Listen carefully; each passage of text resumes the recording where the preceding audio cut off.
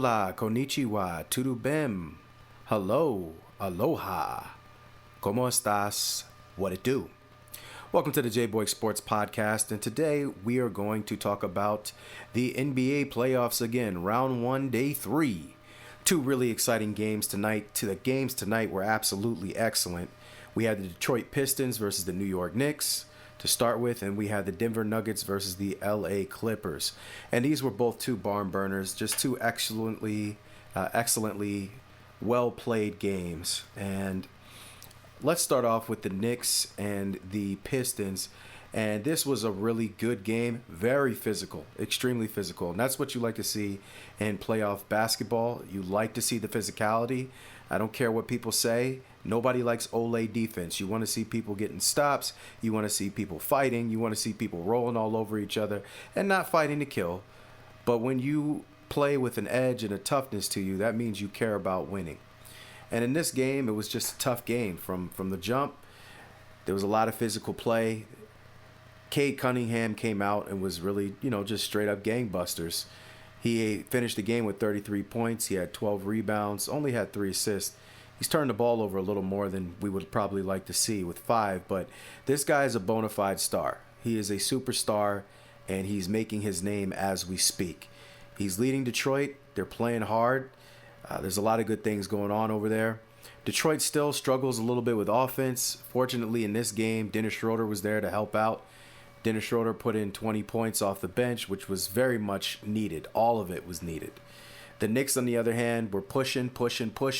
They kept coming back, kept getting close, but just couldn't finish the job. We really didn't see a lot from Karl Anthony Towns in this game. I was very disappointed, but I'm not as disappointed in just Karl Anthony Towns. He only had 10 points and only had 6 boards. The thing is, he only took 11 shots, and that's just not going to get it done. That's just not going to cut it. And the funny thing is, I saw him, he hit Tobias Harris with a very nice post-up move. And then he had a nice post-up move on somebody else. And then after that, those were like in the first half. And I don't think he scored in the second half. Maybe he did, and I just missed it. But it just was very lackluster. And I was not happy with the fact that the Knicks did not put the ball in Karl Anthony Towns' hand. And this is what I feared with the Knicks, is they were going to be too Jalen Brunson reliant. Now, Jalen Brunson is a dog. He's one of my favorite players in the league. He's one of the most skilled players in the league, hands down. It looks like he's going to be first team All-NBA as the point guard. But he played 44 minutes. He had 37 points, 7 dimes. He was 9 for 11 from the free throw, 4 for 12 from 3, and just 12 for 27 from the field overall. So he didn't have an amazing shooting game, but he was big when they needed him to be. But the problem is, you got to get Karl Anthony Towns involved. You got to get Cat involved. And it's good to have big people because you need easy paint buckets. You may have to make some hard shots down the stretch when they close that court down, right? And hopefully you milked everything out of your big man, pause no diddy. And he got all the inside points. So now you just need a few outside points from outside sources. But you put the fear in them first that they got to deal with the big man. For the life of me, I don't understand why I'm not seeing a bunch of Jalen Brunson and Karl Anthony Towns pick and rolls, but that's not what we're seeing. So you end up with Mikal Bridges taking some of the last shots, and he wasn't hitting nothing. He was 3 for 11 from 3. He had 19 points, but his 3-point shot was way off. So you're shooting all these threes. You got a big man in Karl Anthony Towns. You're not even going to him. Not getting him any pick and roll action. You're not getting him cutting to the basket. You're not giving him any post-ups. I don't really understand that. But they didn't do that, and they ended up losing this game. Detroit 100, New York 94. And ultimately, the game was real close. It was tied. Dennis Schroeder hit a big 3 down the stretch. That big 3-point shot really kind of sealed the deal. Malik Beasley wasn't hitting nothing all game either. And so it really came down to one big shot from somebody. And in my head, I was screaming. I was like, yo, get Cade Cunningham the ball. And Schroeder took the 3, and it went in. It's one of those, like, he made it. I guess I got to let it go. It's one of those joints. But it was a very solid game. I think Cade Cunningham is going to have to be a little bit more like, give me the ball at the end of the game. I don't like Detroit did everything they could to give this game away at the end. They could not get the ball to Cade Cunningham, and that's not going to sit well for you. Your best players have to close the game, in my opinion. And so Cade's got to do a better job of getting the ball. Tim Hardaway did not play well. He was 0 for 8. Asor Thompson was missing free throws left and right, 1 for 4, but they played tough defense. Tobias Harris has been consistent. 15 points, 13 boards. They needed it. Jalen Duren, 12 and 13 boards. So they played those two guys in the front line. The front line played tough. Those two did. Everybody else besides Cade and Schroeder pretty much struggled. On the Knicks side, like I said, Towns did not have a good game. Anunoby was so-so. Josh Hart was so-so.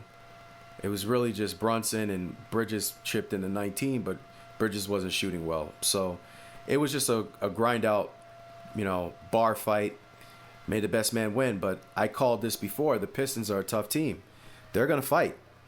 And so that's what happened, and they got this win. So now we got ourselves a series here, and if the Knicks aren't careful, they're going to be home. To me, it all depends upon Karl-Anthony Towns. For the Knicks, if Karl-Anthony Towns doesn't come to play and they don't establish him as a threat, they're done. They're going to be in a lot of trouble. Brunson can't do everything all the time by himself. And I don't think the other people are consistent enough. It's got to be him and Towns. Right? It's got to be him and Towns. And on the other side, Cade Cunningham, like I said, is turning into a superstar right in front of our very eyes. He's going to need some help, though. Tim Hardaway and Malik Beasley are going to have to shoot better because they weren't really making shots. Fortunately, Schroeder was. That was the only other person. So that was the game. It was a good game, and then we'll do Game 3 in the near future. Moving on to the next game, we had the Clippers and the Denver Nuggets, another barn burner. Realistically, this was a game of very good offense. The score was only 105-102, so the Clippers eked out with the victory, but it was still really, really good offense. Kawhi Leonard was hot from jump, finished the game with 39 points, 4 for 7 from 3, 5 for 5 from the free throw. It was just cooking. 5 assists and only 1 turnover. So he was cooking from jump, just cooking. We're going to talk about him closing out the game as well. Zubac has been consistent. I'm a Laker fan. It actually burns my soul to watch this man be great on the Clippers. We just gave him away. But he's finally ascended to a all-star level player. Even if he didn't make it, he was an all-star level player this year. 16 points, 12 boards. Played tough defense on Joker, gave him a handful. Right? That's all you can do. Joker is arguably the best player in the world, but Zubac held his own. You also like what you got from James Harden. James Harden shot pretty well from 3. It was all right. He was 4 for 11 from 3, but made some big shots. 7 assists, only had 4 turnovers. That's too many. But overall, consistent game from James. Norman Powell was shot a little bit better. He really struggled last game. Made a big 3 in this game. That was really needed down the stretch. You got to give him his credit there. Nobody else really did anything for the Clippers, but your main guys were so consistent across the board, except for Dunn. But Dunn plays great defense. That's what he's there for. Not really to score a whole bunch of points. So they were all very consistent. Aaron Gordon had 14 points, but missed a big dunk down the stretch that would have really helped the Nuggets. And he missed a wide open dunk. It was wide, and he muffed it. It happens. Hate to see it happen. Porter Jr. played big, 15 points, 15 boards. It's about time you see him doing something other than just shooting threes. I would really like to see Michael Porter work on his all-around game. He's a good player, very good player, but I just feel like there's some things he could do outside of what he normally does, and you love to see a 6'10" guy get in there and get some boards. That's what you got to do, baby. Get in there. Nikola Jokic, triple-double. He's going to do what he does. 26, 10, and 12 is the Joker. He's going to be he's playing jokes all game long. That's what he's doing. But he has 7 turnovers, and the turnovers were big because they kind of cost him the game towards the end. Christian Brown didn't play that well, only had 5 points. Murray balled out. He was making shots. He only was 9 for 17 from the field, but he made some big shots when they needed him. Hit a big 3 at the end to give him a chance, but they just couldn't close it. And Russ played pretty well. He only had 2 turnovers. He only had 1 assist, though. But he had 14 points on pretty good shooting. 3 for 6 from 3, 5 for 11 from the field. Brought a lot of great energy. So down the stretch, the game was very close, but essentially the Clippers, Kawhi Leonard was just hot. Pause, no diddy. And it came down the stretch. Russ slid over in the help position and make sure he couldn't go but only one way. Kawhi Leonard hit him. He was looking good out there. He was looking nice and, spry, as they say. He was moving really well. And he hit with the jab step, the 1 dribble pull up, bang, hit the jumper. that put the Nuggets up, the Clippers up, and that was pretty much the game. And then he got a big steal on the other end to close the game out. So we're looking at elite level, superstar level Kawhi Leonard right now. But this is going to be a very close series. It looks like it's going to come down to who closes out these games. So in this game, it was Kawhi Leonard. He hit a very big shot that was very necessary, and he closed out the game. So you got to give him his credit.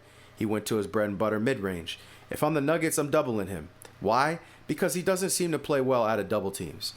You know, Kawhi Leonard to me is a very good player, but his weakness is he's not good out the double teams because he's very much slow and methodical, but he's not the passer that like a Luka Doncic or a Joker is. They're also very slow and methodical, but he's not as good a passer as they are, right? But he's got a, you know, he's just tough. You know, he's the closest thing I think we have right now still playing to Michael and Kobe.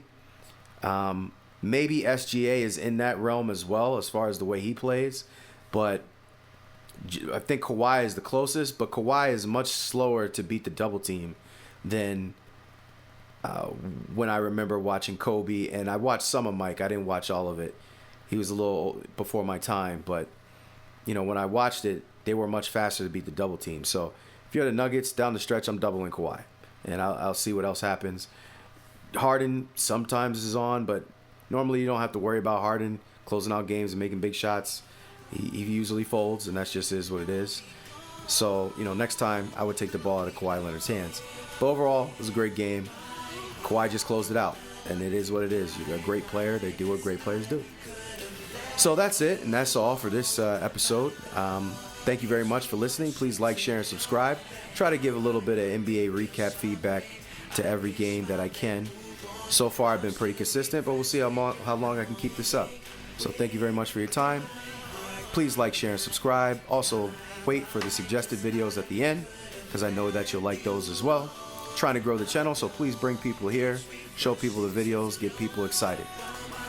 Thank you very much. Like, share, and subscribe. I'm very humble. Much love.